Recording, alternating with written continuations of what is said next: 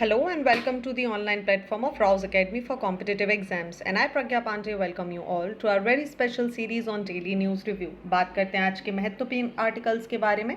सबसे पहले चलेंगे एशिया की worst hits by disaster category के अंतर्गत. वर्ल्ड मेट्रोलॉजिकल ऑर्गेनाइजेशन ने रिसेंटली एक यहाँ पर स्टेटस रिलीज किया है, state of the climate in Asia 2023 report, जो कि हाईलाइट कर रही है एक सिग्निफिकेंट जो इम्पैक्ट रहा है हमारे यहाँ एक्सट्रीम वेदर क्लाइमेट का, चाहे हम वाटर रिलेटेड हजार्ड्स का बात करें अलग अलग क्षेत्रों में. देखिए, इम्पैक्ट और कैजुअलिटीज़ के बारे में बात करें तो 2023 में एशिया ने यहाँ पर bore the burnt of 79 disaster event को यहाँ पर फेस किया है, जिनका अफेक्ट लगभग 9 मिलियन इंडिविजुअल पर हुआ है और जिसके ही कारण हमें direct loss of more than 2000 lives देखने के लिए मिला है. ये जो डिजास्टर है ये प्राइमरली फ्लड की कंडीशन की वजह से या स्टॉर्म्स की कंडीशन की वजह से देखने मिला है, जिसकी वजह से 80% रिपोर्टेड हाइड्रोमेट्रोलॉजिकल अगर हम हैजार्ड्स की बात करें तो वो आपको देखने मिले हैं. मोर्टेलिटी और डैमेज की बात करें तो इस रिपोर्ट के अनुसार ये भी पता चला है कि 60% से भी ज़्यादा जो डेथ हुई हैं वो एट्रीब्यूट है इन डिज़ास्टर की, जिसमें सबसे ज़्यादा आपको फ्लड की वजह से डेथ देखने मिलेंगी और 15% के आसपास लगभग स्टॉर्म्स की वजह से. फर्दर मोर अगर हम बात करें तो स्टॉर्म्स एक primary source of economic damage भी इस साल हमें देखने के लिए मिला है. अगर प्रीवियस साल ईयर से इस डेटा को यहाँ पर कंपेयर करने की कोशिश की जाए तो जो number of reported disaster event है 2023 में, हालांकि वो डिक्रीज हुए हैं कंपैरेटिव टू 2020 और एक ओवरऑल जो इम्पैक्ट रहा है वो 2022 के मुकाबले में कम सीवियर देखने मिला है. हालांकि ये बात हमें याद रखनी होगी, 2022 में पाकिस्तान फ्लड बहुत बुरा हुआ था जिसकी वजह से 30 मिलियन लोग यहाँ पर सफ़र करे थे. हालांकि इंडिया की बात करें तो range of extreme weather phenomena India को देखने पड़ा, जिसमें heat wave, flood, glacier lake outburst और ट्रॉपिकल साइक्लोन की कंडीशन भी देखने के लिए मिली हैं. साथ ही अगर हम क्लाइमेट ट्रेंड्स की बात करें तो रिपोर्ट यहाँ पर बात कर रही है कि एक्सेलरेट वार्मिंग यहाँ पर एशिया के क्षेत्र में हमें देखने मिल रहा है, जो कि ग्लोबल एवरेज से भी ज़्यादा है. अगर हम इस वार्मिंग की बात करें तो ये डबल हो चुका है 1961-1990 के बाद से. और इसी सिग्निफिकेंट की बात करें तो यहाँ पर जो रीजन की इकोनॉमी और इकोसिस्टम है वो भी इम्पैक्ट हो रहा है. बहुत सारी कंट्री एशिया में विटनेस कर रही हैं रिकॉर्ड ब्रेकिंग टेम्परेचर. 2023 की बात करें तो यहाँ पर एक्सट्रीम वेदर इवेंट्स जैसे ड्रॉट, हीट वेव, फ्लड्स और स्टॉर्म बैक टू बैक देखने के लिए मिले हैं. क्लाइमेट चेंज भी एग्जैबरेट हो चुके हैं, फ्रीक्वेंसी यहाँ पर बढ़ चुकी है, बहुत सारे फ्लडिंग की कंडीशन यहाँ पर देखने मिल रही है और सीवियरिटी ऑफ अगर हम इवेंट्स की बात करें तो ज़्यादातर सोशियो इकोनॉमिक और एनवायरमेंटल डैमेज क्रिएट हो रहा है. अप्रैल और जून 2023 में सीवियर हीट वेव की कंडीशन के कारण इंडिया में लगभग 110 डेथ यहाँ पर देखने के लिए मिली थी.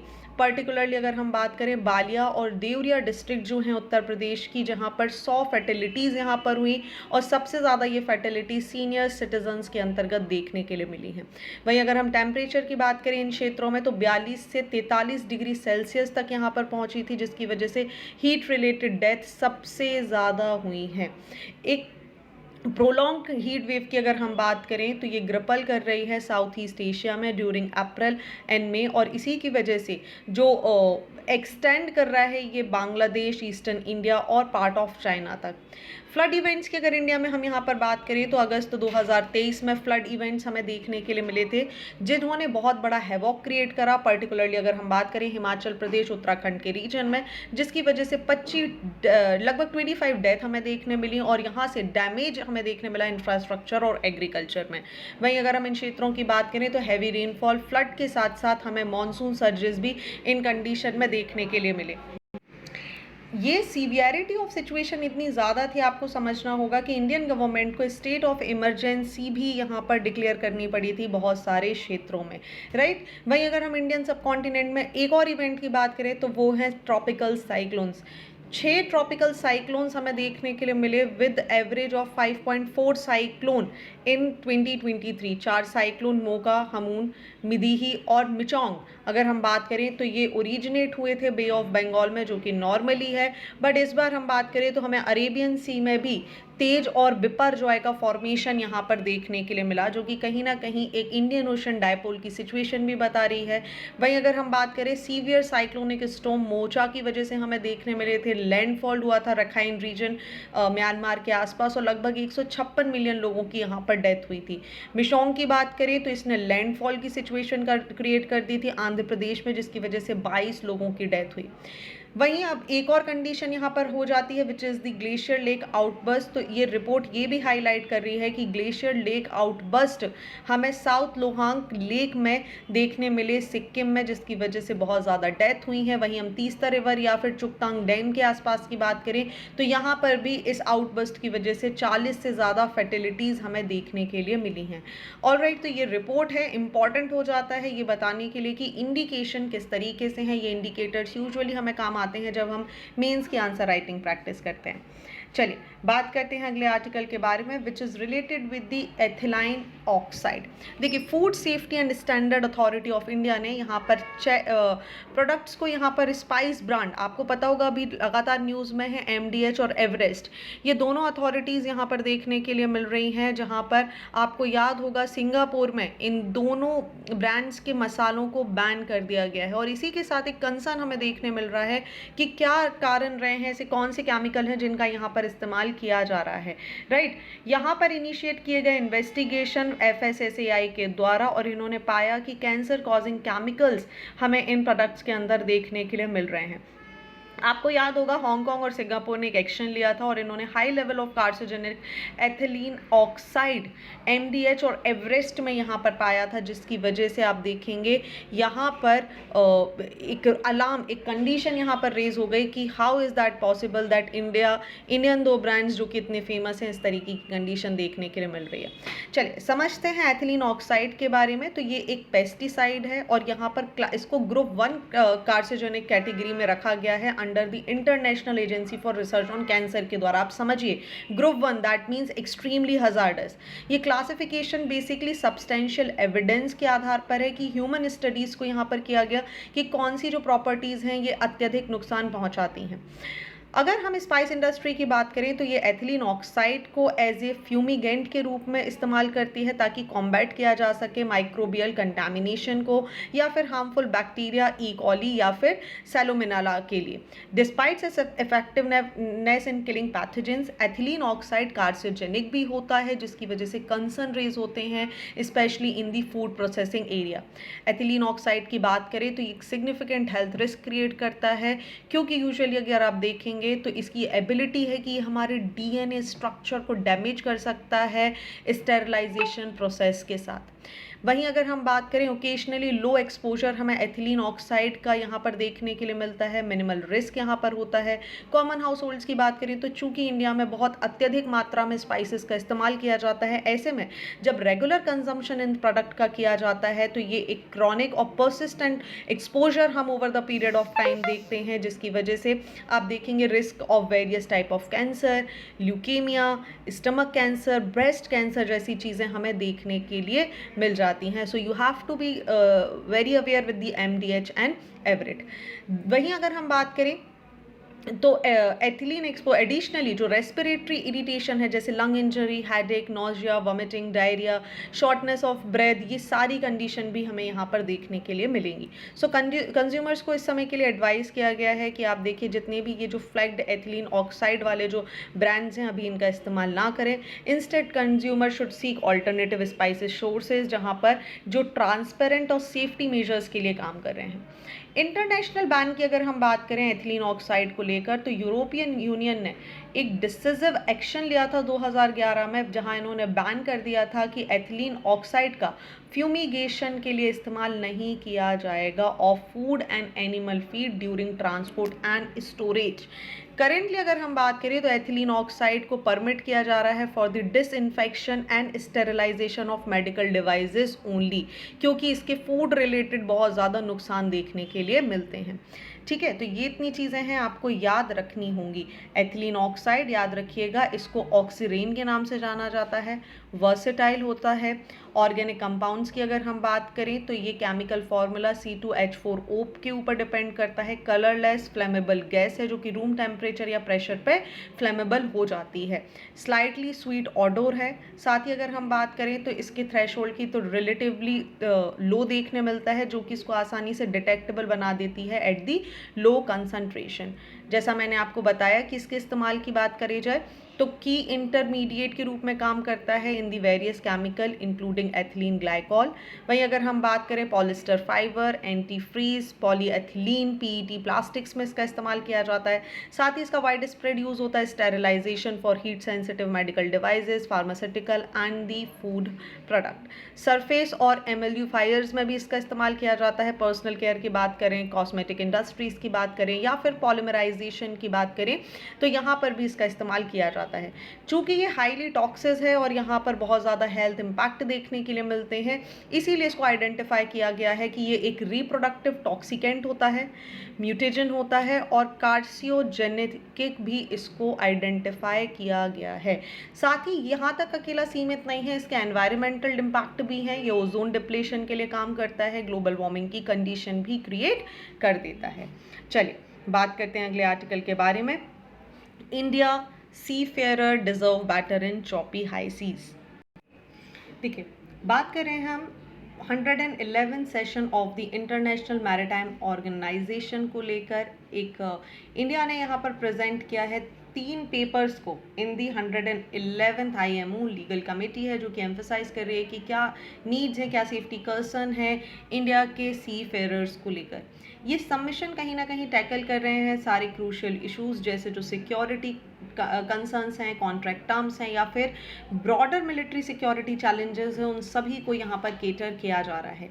इंडिया एडवोकेट करता है कॉम्प्रिहेंसिव अप्रोच को कि मैरीटाइम सिक्योरिटी कैसे होनी चाहिए, क्या इम्प्रूव कंडीशंस होनी चाहिए सी फेयरर्स के लिए। जहाँ पर एक्नॉलेज किया जा रहा है IMO के एफर्ट को, इंडिया ने अर्ज किया है कि देखिए एक इंटरनेशनल कोऑपरेशन ज़रूरी है जब भी हम मैरीटाइम थ्रेट की बात करते हैं, स्पेशली पायरेसी, आर्म रॉबरीज की बात करें या एक्सट्रीमिस्ट अटैक की बात करें, रीजनल कॉन्फ्लिक्ट की बात करें, तो ये कंडीशंस लगातार इमर्ज हो रही हैं। लाइक ड्रोन अटैक्स हमें देखने मिल रहे हैं, मैरीटाइम वेपन्स का यहाँ पर इस्तेमाल किया जा रहा है, तो कहीं ना कहीं आवश्यकता है कि इसको यहाँ पर नियंत्रित किया जा सके। रिसेंट अगर हम बात करें तो पायरेंट अटैक आपको याद है कि सोमालिया में हमें देखने मिला था, जिसकी वजह से हमारी vessel MV ruin and MV Lila Norfolk यहाँ पर टारगेट हुई थी, जो कि कहीं ना कहीं इंडिकेट करते हैं कि किस तरीके से पायरेसी की केसेस बढ़ रहे हैं। इंडिया का जो स्ट्रेस है वो कहीं ना कहीं इस बात को लेकर है कि प्रोटेक्टिव मेजर्स ज़रूरी हैं, सीज लॉस को क्लियर करना ज़रूरी है और सारे इंटरनेशनल कोऑपरेशन के साथ ही हम पायरेसी को यहाँ पर रोक सकते हैं, क्योंकि सी फेयरर्स को प्रोटेक्ट करना हमारी प्राइमरी रिस्पॉन्सिबिलिटी बन जाती है।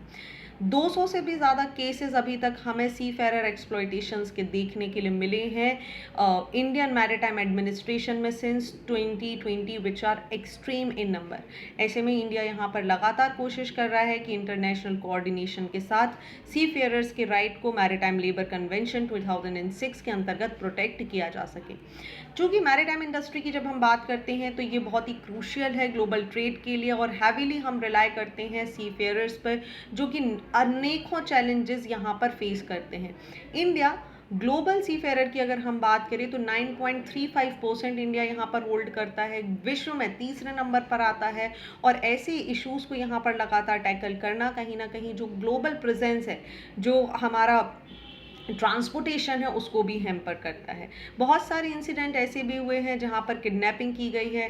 20 इंडियन नेशनलिस्ट को MT ड्यूक से यहां पर किडनैप कर लिया गया था गल्फ ऑफ गुएना में। शिप ओनर्स को यहां पर हैवी रैंसम देना पड़ा था, जिसकी वजह से बहुत ज़्यादा सी फेयरर्स की सिचुएशन भी हमें इम्पैक्ट देखने मिली थी।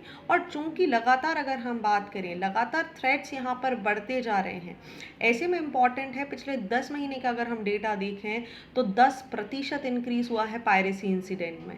ऐसे में कहीं ना कहीं इम्पॉर्टेंट हो जाता है कि कार्गो शिप्स को यहाँ पर सेफ्टी प्रोवाइड की जा सके, मेजरमेंट्स लिए जा सकें और एक कॉम्प्रिहेंसिव सॉल्यूशन की तरफ बात की जाए, राइट। चलिए बात करते हैं इंटरनेशनल मैरीटाइम ऑर्गेनाइजेशन के बारे में। तो इसको 17 मार्च 1948 को बनाया गया था, लंदन, यूनाइटेड किंगडम इसका हेडक्वार्टर आपको देखने के लिए मिलेगा। एक स्पेशलाइज एजेंसी है यूनाइटेड नेशन की जो कि रिस्पॉन्सिबल हो जाती है मैरीटाइम ट्रांसपोर्ट को रेगुलेट करने के लिए, और जिसका मुख्य उद्देश्य है कि हमें सेफ्टी, सिक्योरिटी और एनवायरमेंटल प्रोटेक्शन क्रिएट करना है। आगे अगर हम यहाँ पर बात करें तो आईएमओ का प्राइमरी पर्पस है कि एक डेवलप करना है और मेंटेन करना है कॉम्प्रिहेंसिव रेगुलेटरी फ्रेमवर्क को शिपिंग को लेकर, साथ ही अलग अलग एस्पेक्ट जैसे safety, environmental concern, legal matter, technical cooperation, maritime security जैसी अलग अलग चीज़ों को यहाँ पर ध्यान में रखना है। ये ऑर्गेनाइजेशन की अगर हम बात करें तो ये गवर्न की जाती है by an assembly every 2 year, और यहाँ पर एक काउंसिल होती है 40 मेंबर की जिसे इलेक्ट किया जाता है और जो रिस्पॉन्सिबल होती हैं सारे एडमिनिस्ट्रेटिव और फाइनेंशियल फंक्शंस को लेकर भी।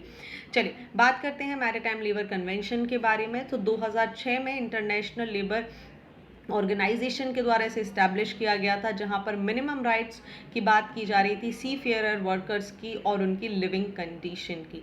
ऑलराइट, आप इसके डिटेल में अध्ययन करेंगे and for that you can download this discussion from our website which is therouseacademy.in, या चाहे तो आप हमारे टेलीग्राम चैनल पर जुड़ सकते हैं जहां इसका फ्री PDF आपको हर दिन शाम को 7 बजे मिल जाएगा। चलिए बात करते हैं नेशनल क्लीन एयर प्रोग्राम के बारे में।